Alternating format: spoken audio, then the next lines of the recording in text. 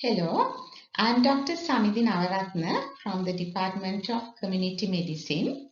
This lecture is on chi-square test, which is a non-parametric test, which means that no assumptions are made about the underlying population distribution when using this test, and that we do not need population parameters to compute the test statistic.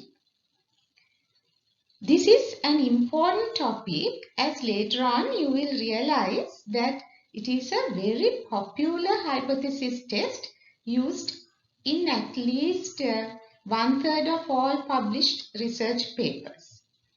So let's start the lecture. Let's start with the learning outcomes. By the end of this lecture, the student should be able to understand chi-square test. That's the first objective. Secondly, the student should be able to understand chi-square distribution. And the third one is the student should be able to carry out hypothesis testing using chi-square goodness of fit test. And finally, the student should be able to carry out hypothesis testing using chi-square test of independence. Through the learning outcomes, you got a hint that there are a couple or more types of chi-square tests. Before we move into the specific types of chi-square tests, let's learn a little about the chi-square test in general.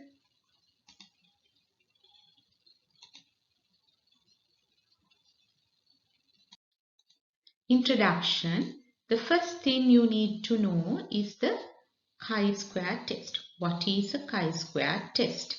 The chi-square test is a test of association, or you can say a test of significance, or a hypothesis test between two categorical variables, usually between two categorical variables, but it can be more than two categorical variables also. This test was developed by Carl Pearson. The second thing is, what is a chi-value? It is a measure of the difference between the observed and the expected values. And look at the symbol, it's denoted by the Greek letter chi, and usually in the squared form, because we are talking about the chi-square test. And the third thing you need to know is about the chi-square distribution. A family of distributions based on degrees of freedom, just like the T distribution that you learned in one of the earlier lectures. This distribution is also a family of distributions based on degrees of freedom.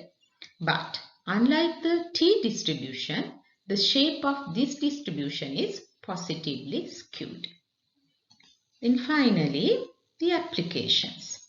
This test is used for hypothesis testing between two or more categorical variables that we mentioned here in the first statement too.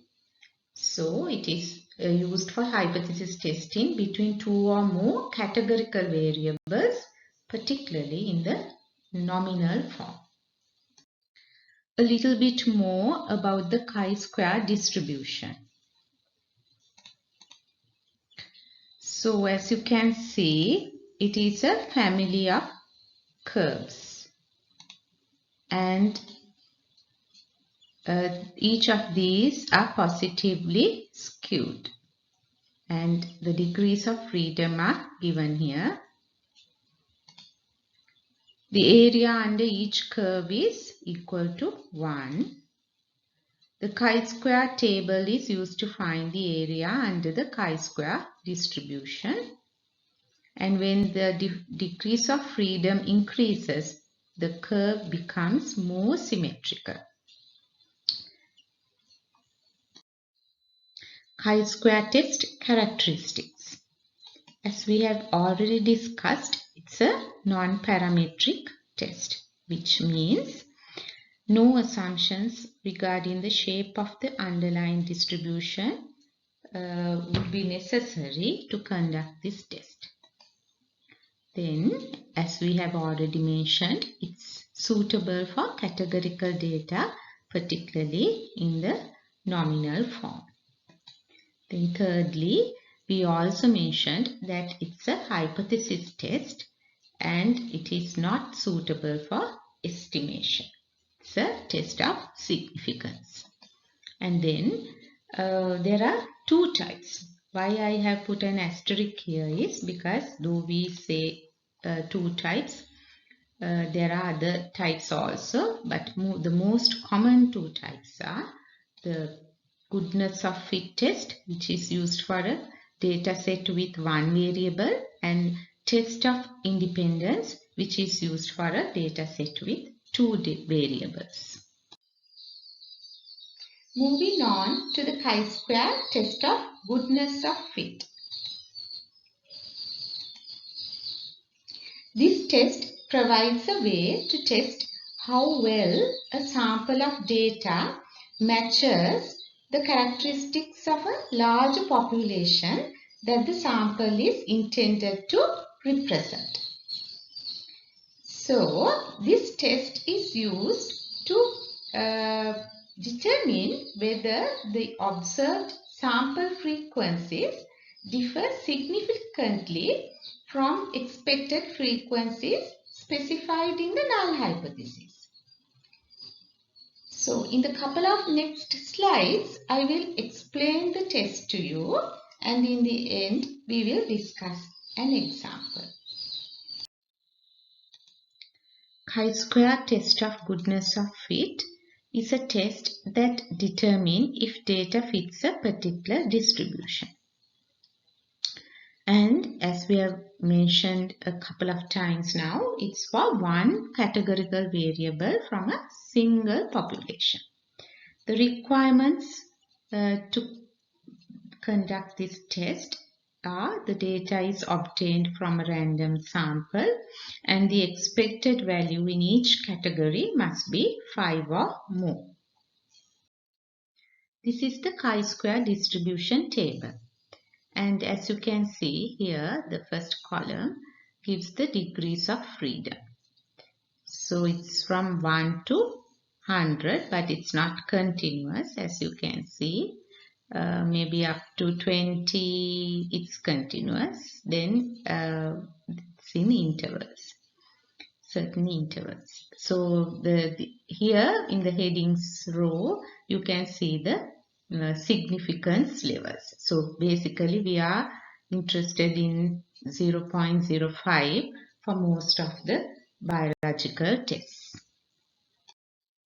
Formula for chi-square goodness of fit test. This formula works by comparing the observed frequencies with the expected frequencies, which are calculated on the assumption that the null hypothesis is true. So, as you can see, the chi-square statistic is computed by summing up the squared differences between observed and expected values divided by the expected value.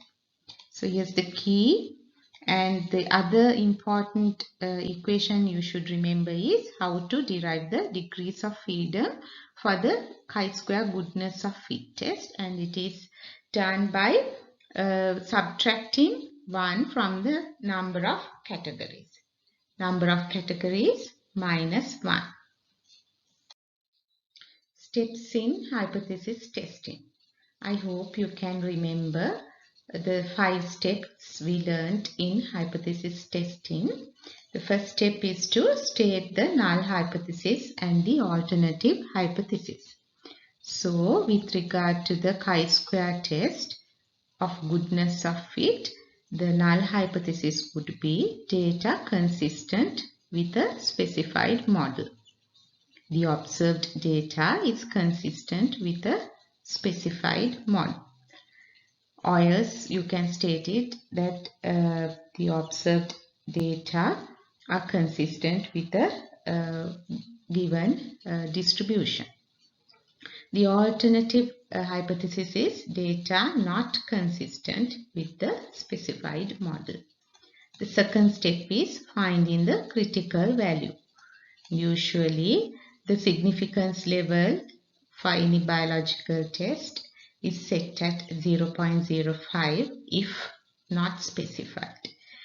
Right? So in this case, use a chi-square table for the relevant degrees of freedom at the significance level of 0.05 to find the critical value.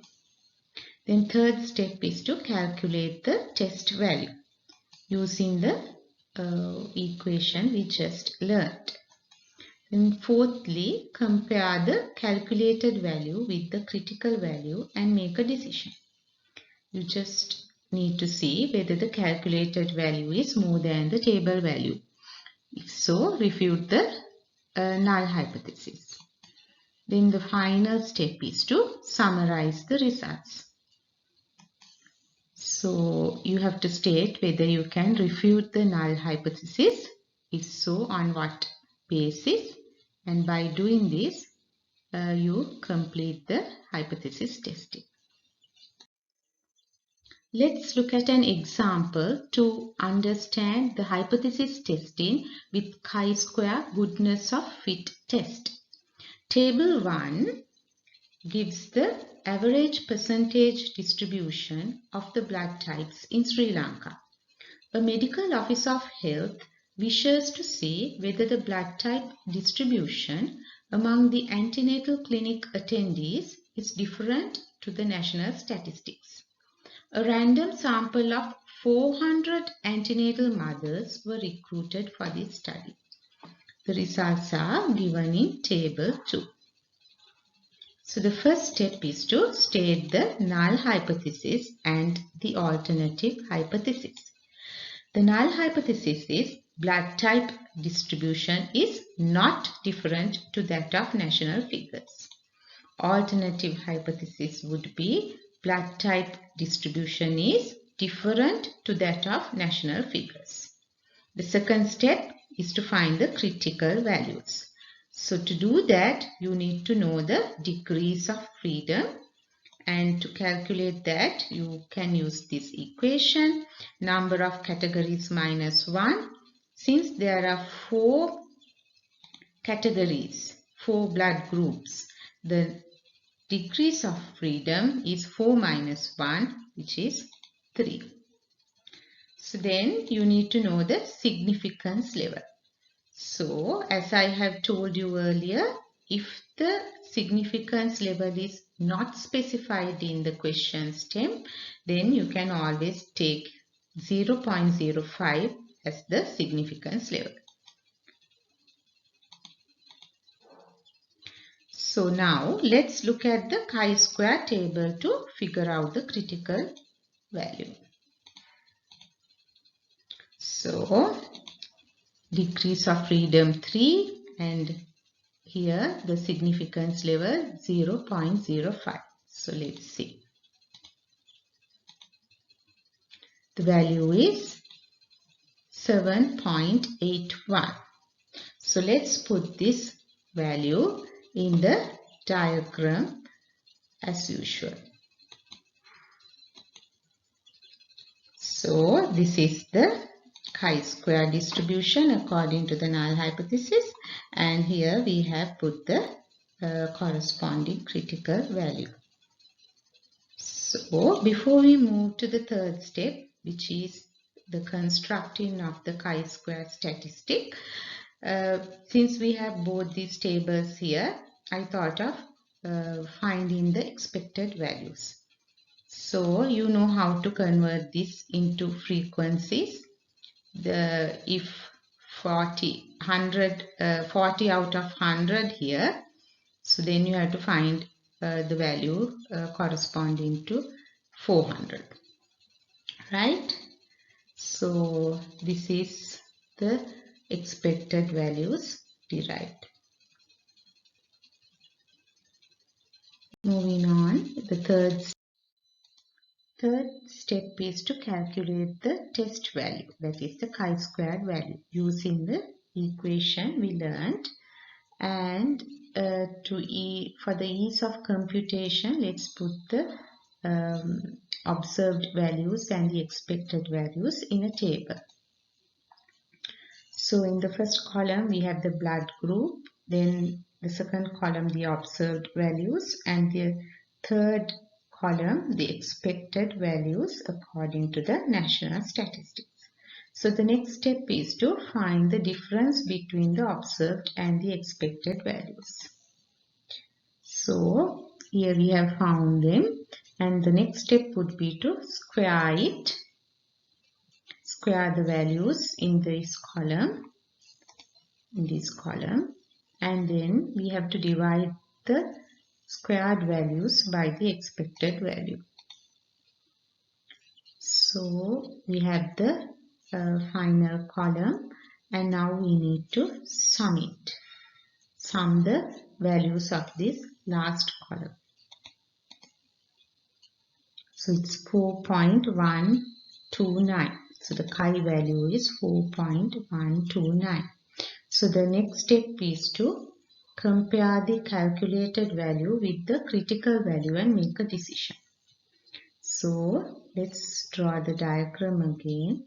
So as you can see, the calculated chi value falls towards the left of the critical value. So we can conclude that the calculated value is less than table value, so we can't reject the null hypothesis. Summarizing the results, we can state that since the calculated value doesn't fall beyond the critical value, the null hypothesis cannot be rejected. Hence, we can conclude that the blood type distribution is not different to that of national figures.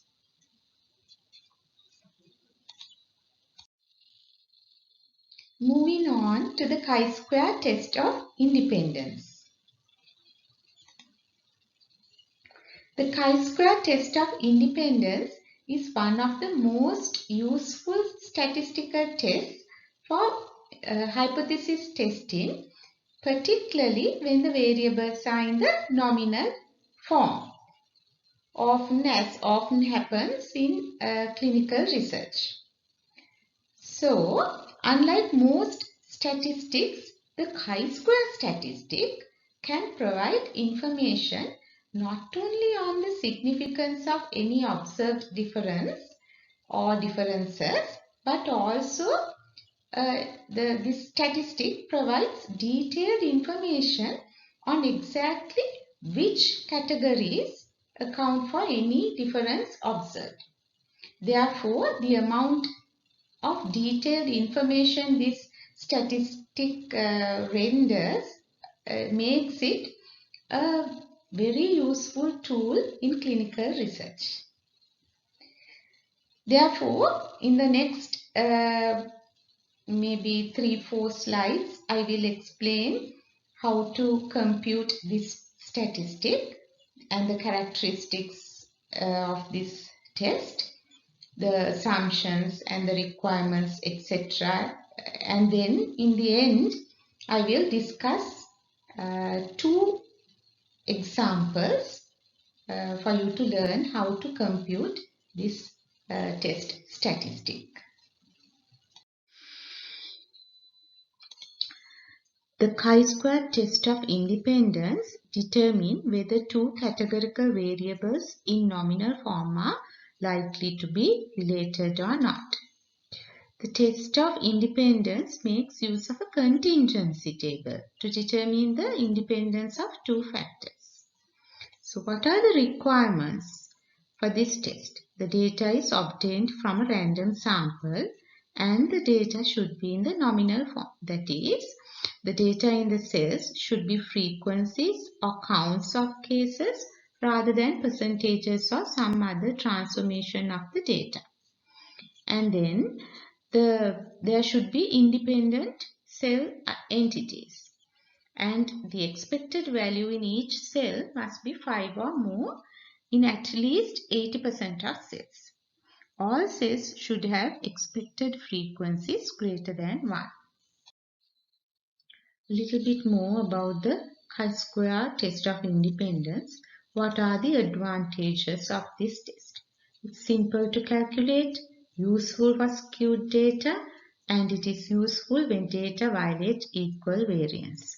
So that is a scenario where you can't use parametric tests. And also you can use this test for 2 or multiple group studies.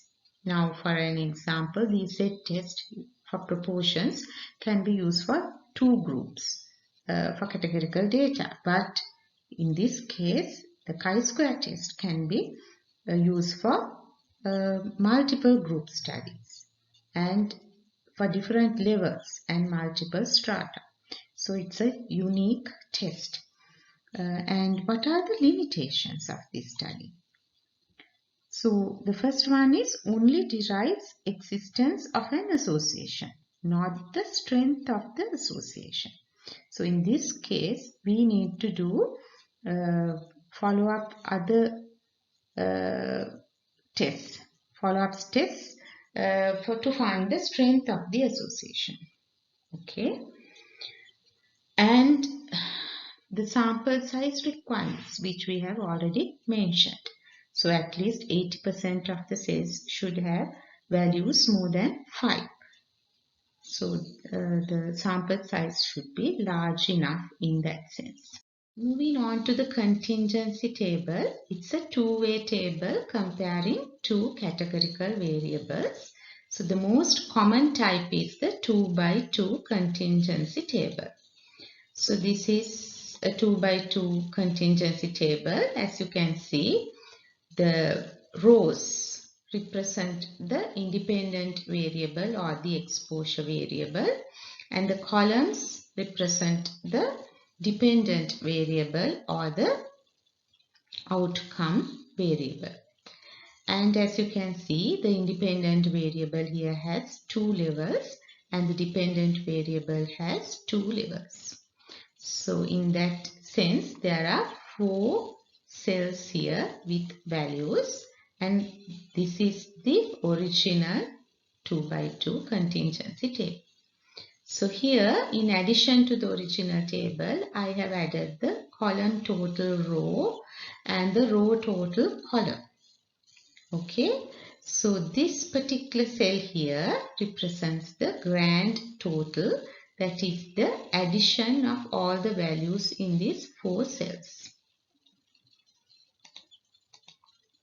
These are the notations by which each of these cells are identified.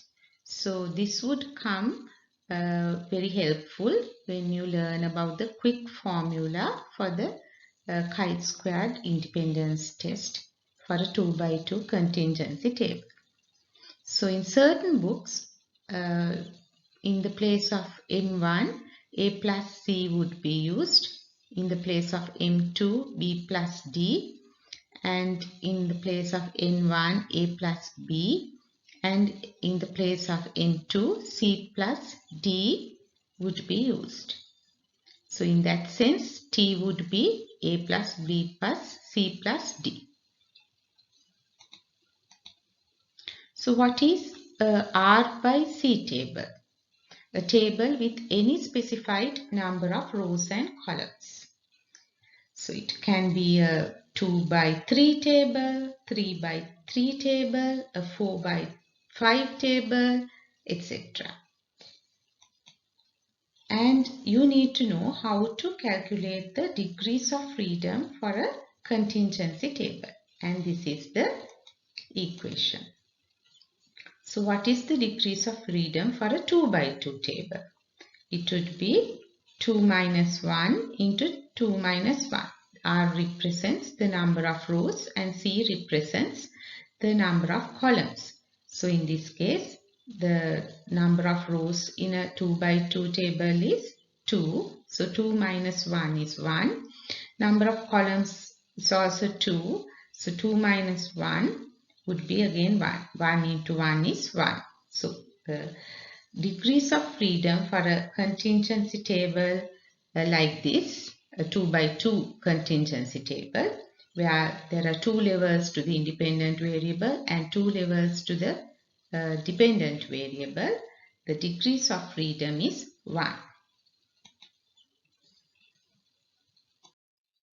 Now that you have figured out the degrees of freedom for a 2 by 2 table, by referring to a chi-square distribution table, you can find the critical value for the given significance level.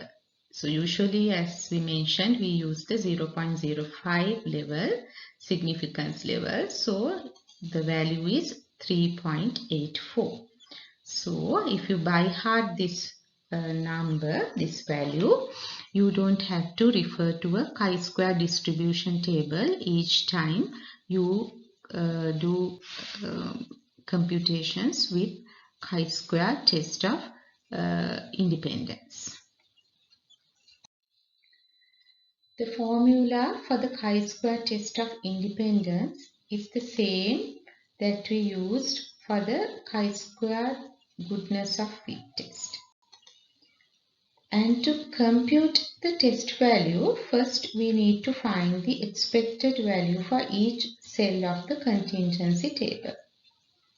How do we do that is, we multiply the relevant row total by the relevant column total and divide by the grand total.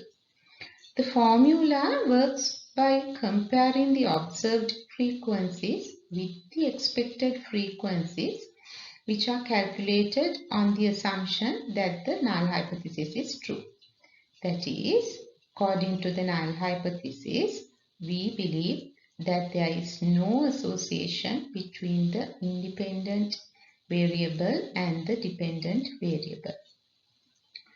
So the interesting thing is, when we run a chi-square test of independence on a 2 by 2 table, the resulting chi-square test statistic would be equal to the square of the z-test statistic from the z-test of two independent proportions.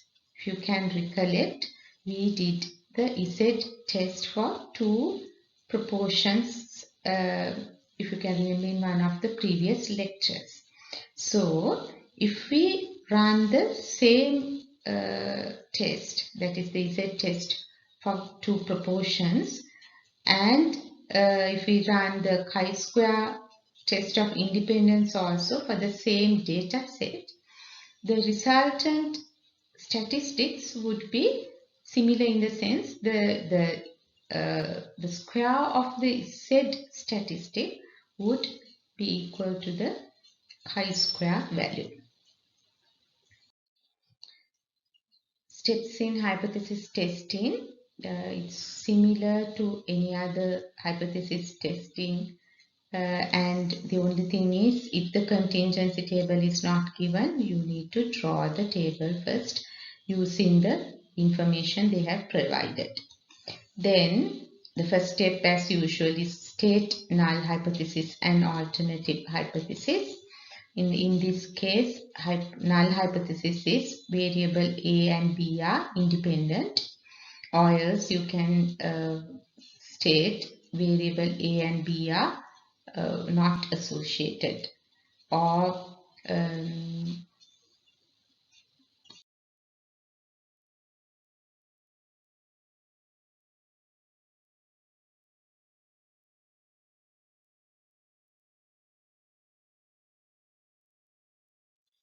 this is an example to understand hypothesis testing using chi-square test of independence. This case scenario was taken from a recent publication in the New England Journal of Medicine. This retrospective case series includes adults 18 years of age or older with confirmed COVID-19 who were consecutively admitted between March 3rd and March 27th, 2020 at an 862-bed quaternary referral center and an affiliated 180-bed non-teaching community hospital in Manhattan. It was observed in Table 1 of this publication that among the full sample of 393 patients, 20 were current smokers. Of the 130 patients who needed invasive mechanical ventilation, 6 were current smokers. Find out whether there is a significant association between current smoking and respiratory failure leading to invasive mechanical ventilation among COVID-19 patients at 0.05% significance level. So, the first step is to draw the 2 by 2 table. Okay. So let's do that. What are the information we have in hand? So whatever it is, we will put them in the relevant cages first, and then we'll try to figure out how to fill the remaining cells.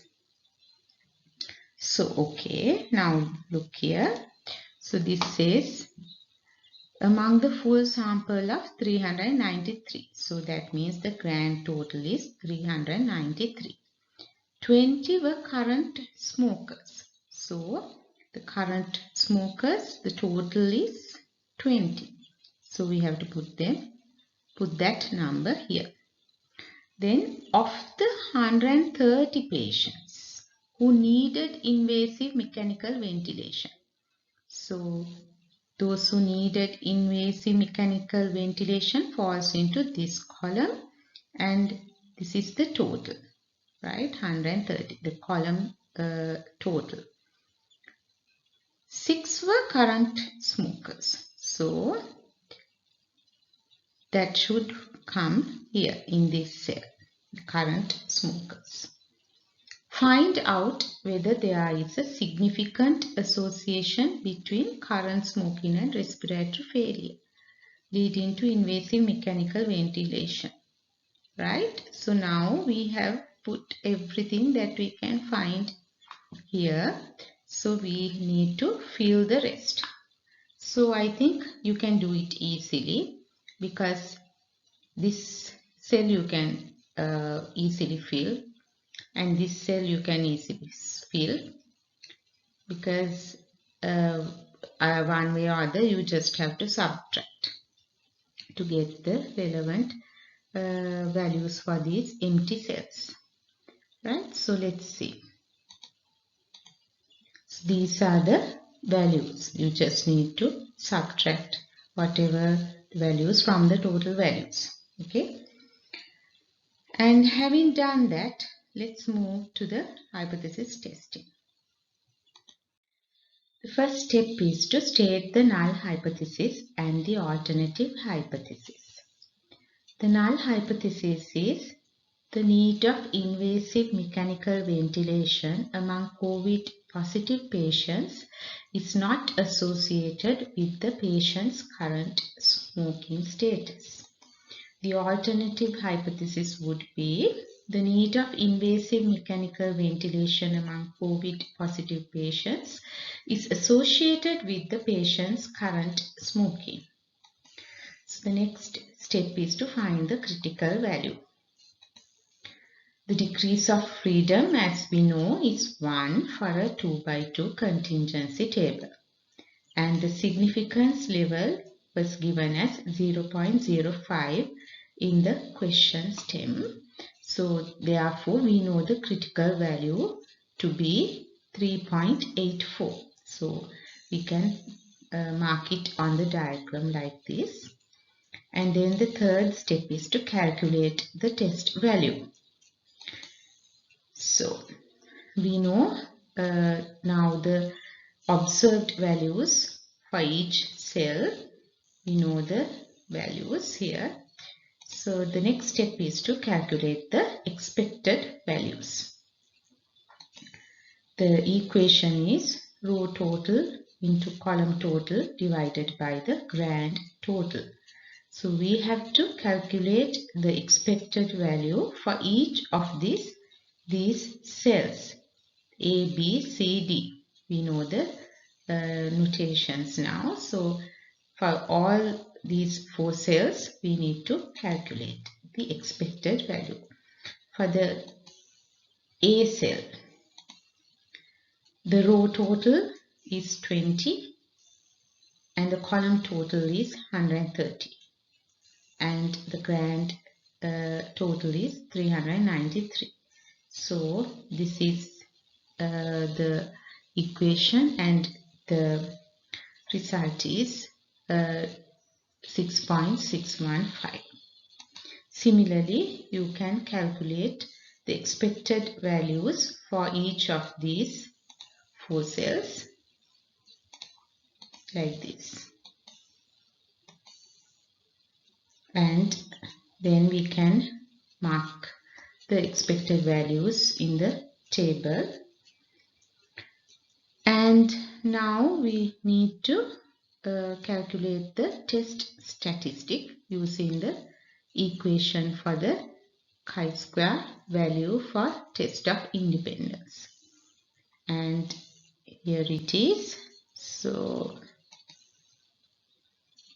let's find out the chi-square test statistic.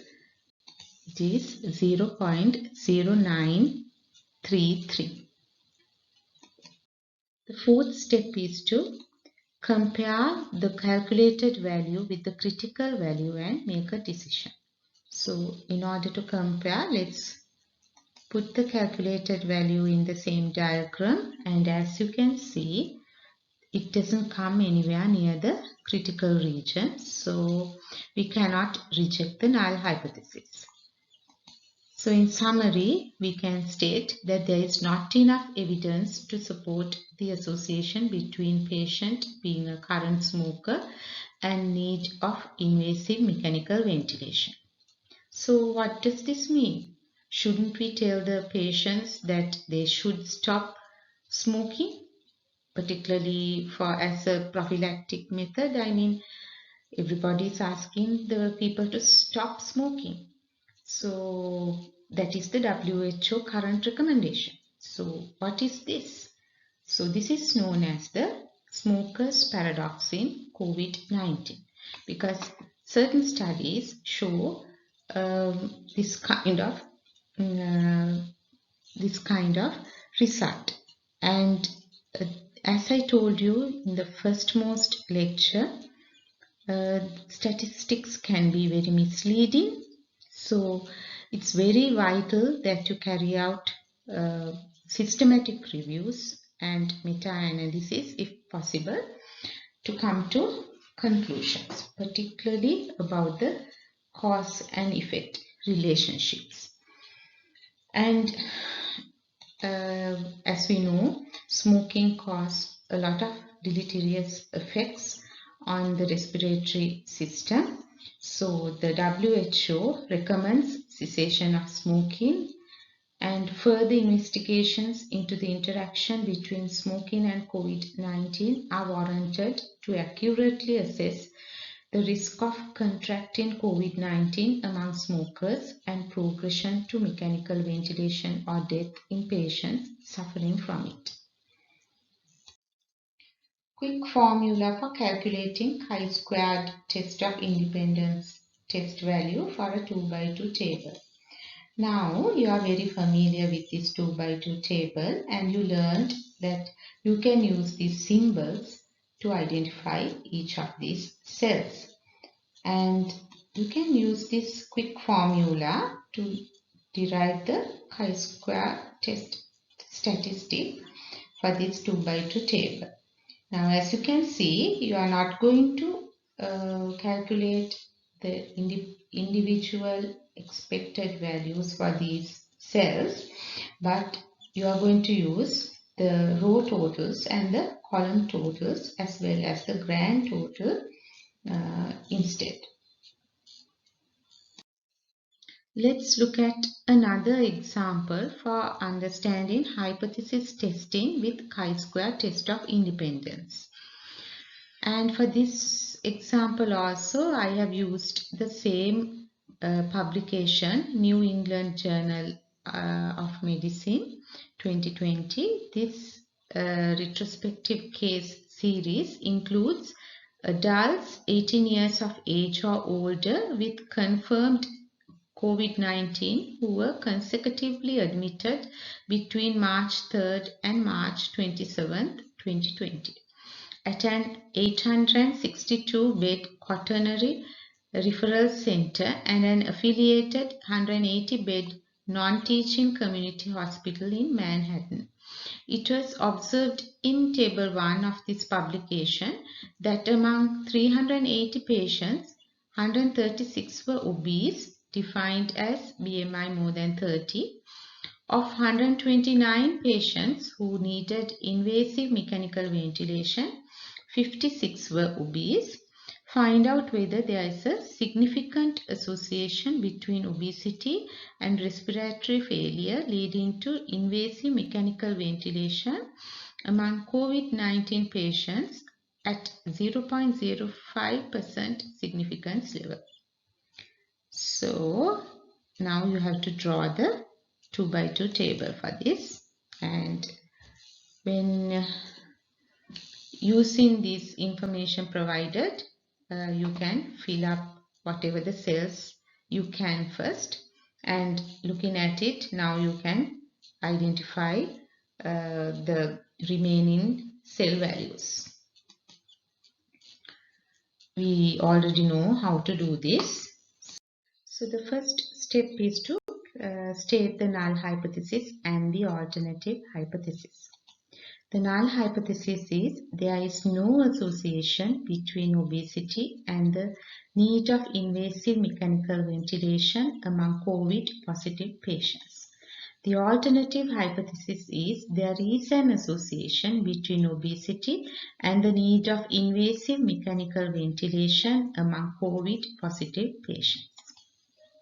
So the second step is to find the critical value, and you know the degrees of freedom for a 2 by 2 table, that is 1, and the given significance level for this particular example is 0.05%. It is mentioned in the question stem, and therefore we know the critical value to be 3.84. So let's plot it in the null distribution, so like this. And the third step is to calculate the test value, and this time we are going to use the quick formula, and mind you, it is not recommended to use this quick formula for the exam purposes, so but you can use it to check your answers.